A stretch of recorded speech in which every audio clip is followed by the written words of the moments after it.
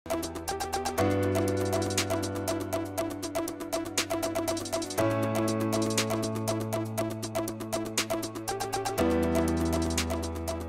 बच्चों, आइए आज हम लोग बात करते हैं AI ITS 3 की, जिसमें मेरा पोर्शन एटॉमिक स्ट्रक्चर था। एटॉमिक स्ट्रक्चर का पहला ही क्वेश्चन यहाँ पे क्वेश्चन नंबर 52 है, जिसमें बोला है इसमें से कौन सा प्लैंक क्वांटम थ्योरी का पार्ट नहीं है। प्लैंक क्वांटम थ्योरी का इसमें से कौन सा पार्ट नहीं है। तो यहाँ पे देखिएगा, बोला है कि एनर्जी इज नॉट एब्जॉर्ब और एमिटेड इन होल नंबर और मल्टीपल ऑफ क्वांटम।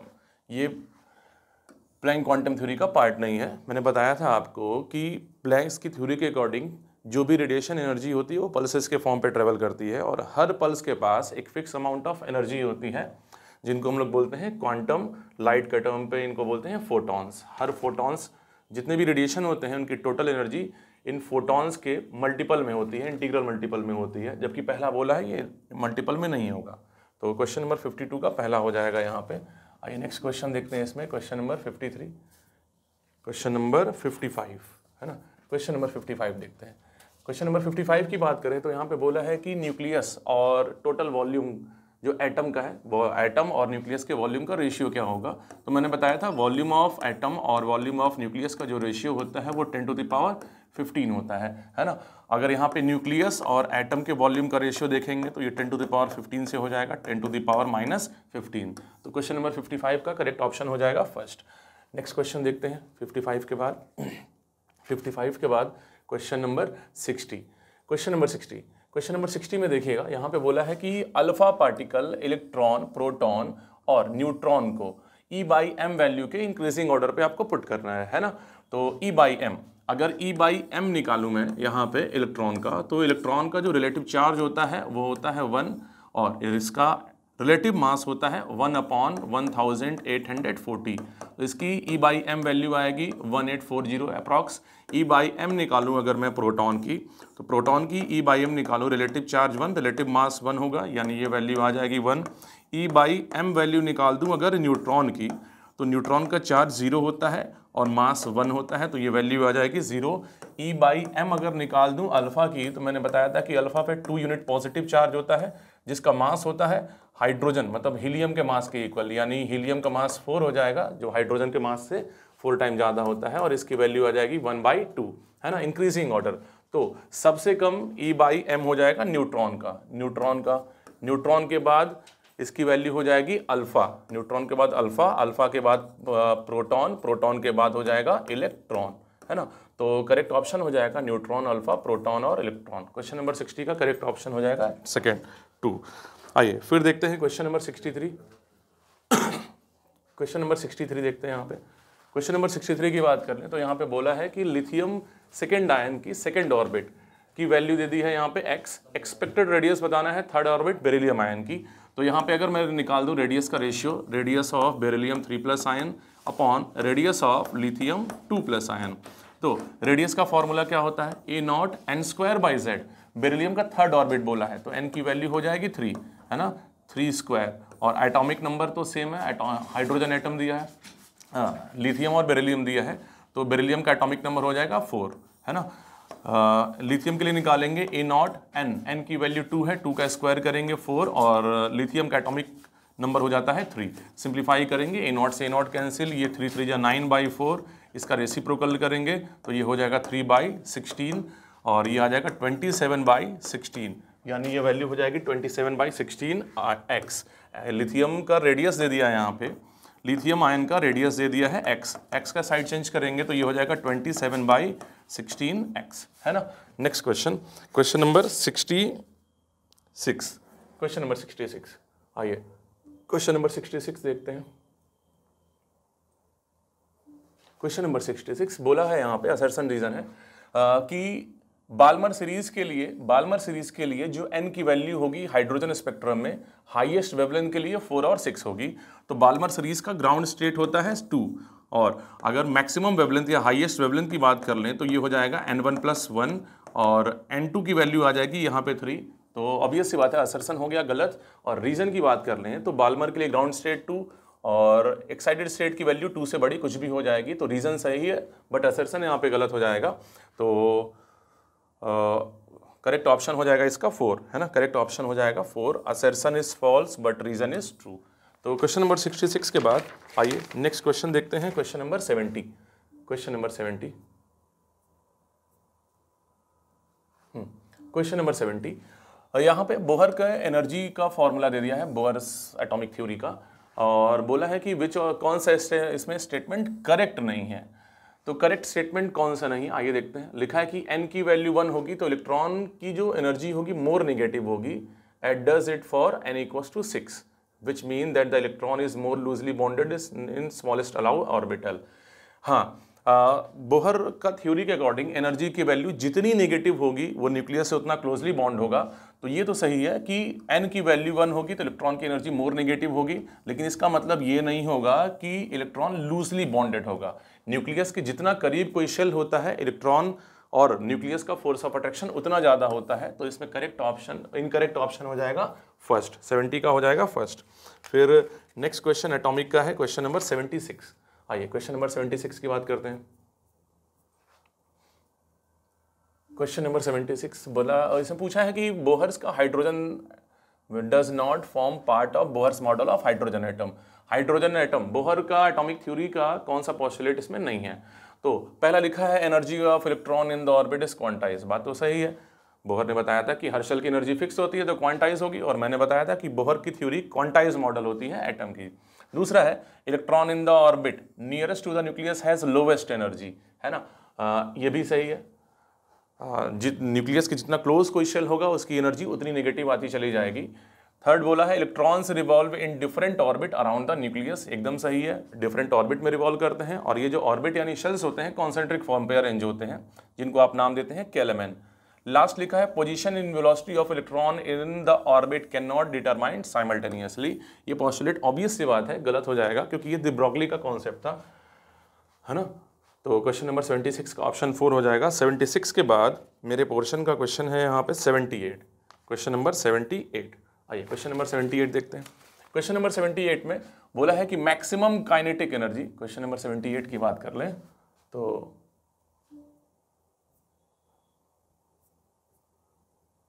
में बोला हुआ है मैक्सिमम काइनेटिक एनर्जी इलेक्ट्रॉन की दे दी है 6.63।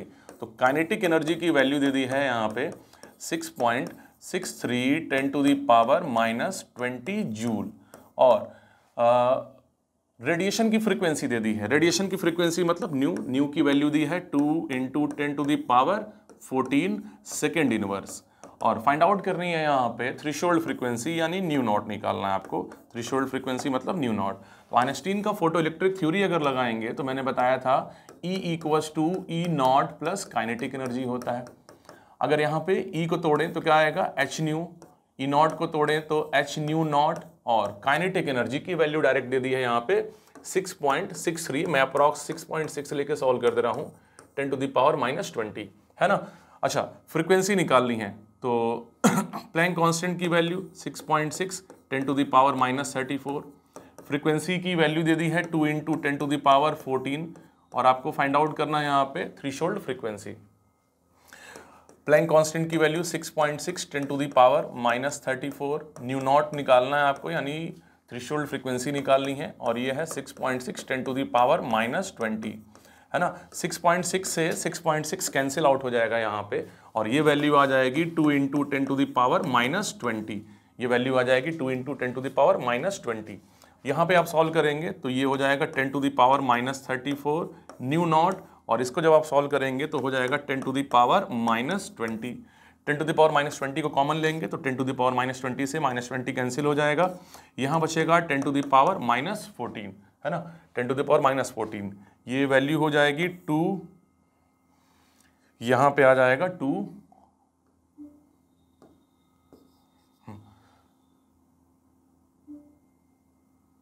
ये हो गया, यहाँ बच गया 2, ये हो गया न्यू नॉट इंटू 10⁻⁻14, और ये हो जाएगा, कट गया ये, तो ये बचेगा केवल 1। आइए सॉल्व करते हैं इसको।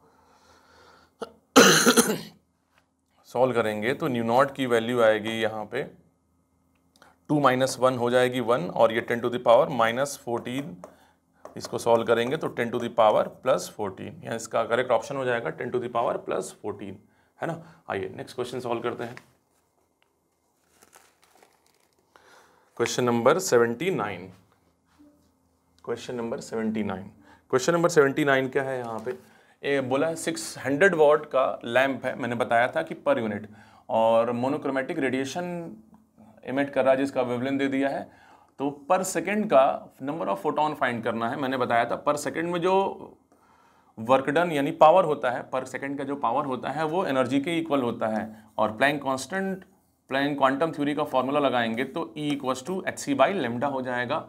E की वैल्यू है 600, नंबर ऑफ फोटोन निकालना है, hc की value 19.8, 10 to the power minus 26, और वेवलेंथ की वैल्यू दे दी है 331.3 नैनोमीटर, इसको मीटर में करेंगे तो आएगा 10 टू द पावर माइनस 9। 19.8 को अगर अप्रॉक्स 20 ले लें तो 23 जा 60, ये कैंसिल आउट हो जाएगा। 331 इंटू 30 कर दें तो नियर अबाउट ये 1000 हो जाएगा, 10,000 हो जाएगा, ये 10,000 हो जाएगा। तो अप्रॉक्स वैल्यू मैं इसके लिए ले रहा हूँ 10 टू द पावर 4, इसको सिंप्लीफाई कर देंगे तो ये हो जाएगा 10 टू द पावर, यहाँ आ जाएगा n, और ये वैल्यू हो गई 10 टू द पावर माइनस 17, है ना, माइनस 17, और सॉल्व करेंगे तो 10 टू द पावर 21, तो इसका करेक्ट ऑप्शन हो जाएगा 79 का, 79 का करेक्ट ऑप्शन हो जाएगा, और सॉल्व करेंगे तो ये 10 टू द पावर 21 हो जाएगा, ऑप्शन थर्ड, 79 का ऑप्शन थर्ड हो जाएगा। आइए नेक्स्ट क्वेश्चन, क्वेश्चन नंबर 81, 81 मेरे पोर्शन का है एटॉमिक का। क्वेश्चन नंबर 81 बोला है कि इनमें से कौन सा ट्रांजिशन है जिसकी मिनिमम वेवलेंथ होगी, तो ट्रांजिशन आ रहा है यहाँ पे बोहर्स का और हाइड्रोजन स्पेक्ट्रम का कोरिलेटेड फार्मूला लगाएंगे। तो फार्मूला क्या होता है, delta E equals to RH, यानी 2.18 वाली जो वैल्यू होती है 1/ni² माइनस 1/nf², है ना।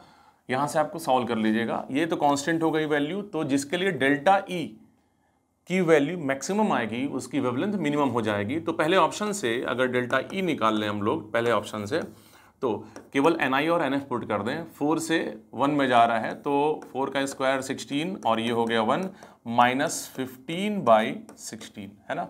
अगर ऑप्शन बी में चेक करें यहाँ पे डेल्टा E की वैल्यू, डेल्टा E, तो ये ट्रांजिशन हो रहा है यहाँ पे 2 से 1, तो 2 का स्क्वायर 4, और ये हो गया माइनस 3/4। ऑप्शन सी में अगर चेक कर लें, ऑप्शन सी की वैल्यू डेल्टा E के लिए निकालेंगे तो 16 और 2 का स्क्वायर 4, ये होगा माइनस 12/64, है ना।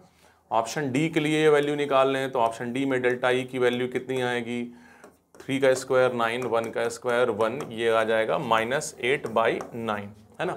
जब आप सॉल्व करेंगे तो सबसे बड़ी वैल्यू ये आ रही है, यानी इसके लिए एनर्जी मैक्सिमम हो जाएगी, एनर्जी मैक्सिमम है तो वेवलेंथ हो जाएगा मिनिमम, यानी इसका करेक्ट ऑप्शन हो जाएगा 81 का N4 टू N1 ट्रांजिशन, है ना। आइए नेक्स्ट क्वेश्चन देखते हैं। 81 के बाद जो क्वेश्चन है 82, ये भी एटॉमिक यानी मेरे पोर्शन का है।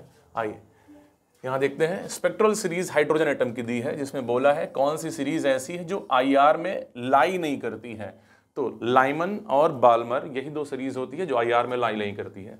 तो आपको केवल ढूंढना है लाइमन मिल जाए या बाल्मर मिल जाए। तो अगर बात करेंगे यहाँ पे लाइमन सीरीज, पहले ये ऑप्शन मिल रहा, यहाँ पे लास्ट ऑप्शन मिल रहा है लाइमन सीरीज का, तो इसका करेक्ट आंसर हो जाएगा लाइमन, जो UV रीजन में लाई करता है। आइए नेक्स्ट क्वेश्चन है 82 के बाद मेरे पोर्शन का 84। क्वेश्चन नंबर 84 में बोला है कि अगर एमिशन स्पेक्ट्रम होगा हाइड्रोजन का, जिसके लिए एनर्जी की फॉर्मूला दे दिया, एनर्जी का एक फॉर्मूला दे दिया है, N1 और N2 की वैल्यू दे दी है। The spectral line correspond to Paschen series, Lyman Balmer Paschen के लिए ग्राउंड स्टेट की वैल्यू 3 और एक्साइटेड स्टेट की वैल्यू 3 से बड़ी कुछ भी हो जाएगी, तो 3, 4, 5, 3 के बाद 4, 5, 6 कुछ भी हो जाएगी, तो 84 का करेक्ट ऑप्शन हो जाएगा 2, है ना। आइए नेक्स्ट क्वेश्चन देखते हैं 85, क्वेश्चन नंबर 85 यहाँ पे बोला है कि हाइपोथेटिकल एटम है जो रेड, ग्रीन, ब्लू और वॉयलेट लाइन स्पेक्ट्रम ऑब्जर्व कर रहा है। रेड स्पेक्ट्रल लाइन कहाँ पे मिलेगी, तो रेड का मतलब जो विजिबल रीजन में लाई करेगा, विजिबल रीजन एक लौती सीरीज हाइड्रोजन स्पेक्ट्रम की जो होती है विजिबल रीजन की, वो होती है बाल्मर, है ना, बाल्मर। चलिए तो बाल्मर के लिए ग्राउंड स्टेट की वैल्यू होगी 2, यानी जिसमें इलेक्ट्रॉन का ट्रांजिशन सेकेंड शेल में होगा वो हो जाएगा, तो सेकेंड शेल ये है, सेकेंड शेल में ट्रांजिशन हो रहा है 3 to 2, यानी करेक्ट ऑप्शन हो गया इसका 85 का 4, है ना। आइए नेक्स्ट क्वेश्चन देखते हैं। नेक्स्ट क्वेश्चन ये 87 मेरे पोर्शन का है, ये 87। आइए देखते हैं एटॉमिक का 87। इलेक्ट्रॉन की काइनेटिक एनर्जी दे दी है, काइनेटिक एनर्जी की वैल्यू दे दी है यहाँ पे 4.55 10⁻⁻25 जूल। द ब्रोगली वेवलेंथ बताना है इलेक्ट्रॉन के लिए, तो द ब्रोगली वेवलेंथ यानी लैम्डा का फॉर्मूला क्या होता है, h/√2 into mass into kinetic energy. h की वैल्यू 6.6 10⁻⁻34, √2 मास इलेक्ट्रॉन का होगा 9.1 10⁻⁻31, है ना। और काइनेटिक एनर्जी, इलेक्ट्रॉन की काइनेटिक एनर्जी दे दी है 4.55 10⁻⁻25, है ना। बस इसको सिंप्लीफाई करना है आपको, तो ज़्यादा कुछ नहीं, अप्रॉक्स लेके निकल लीजिएगा। 9 2 जा 18, 18 4 जा आप करेंगे, 18 5 जा 90, है ना। नियर अबाउट 80 के आसपास आ रहा है, 80। तो 80 के आसपास किस नंबर का स्क्वायर रूट मिलता है, 9 का। तो मैं इसको 9 करके बाहर निकाल दे रहा हूँ, और -31 -25 ये हो जाएगा -56। -56 का स्क्वायर रूट करेंगे तो -28। इसको सॉल्व कर लीजिए, 9 से कट करेंगे तो ये हो जाएगा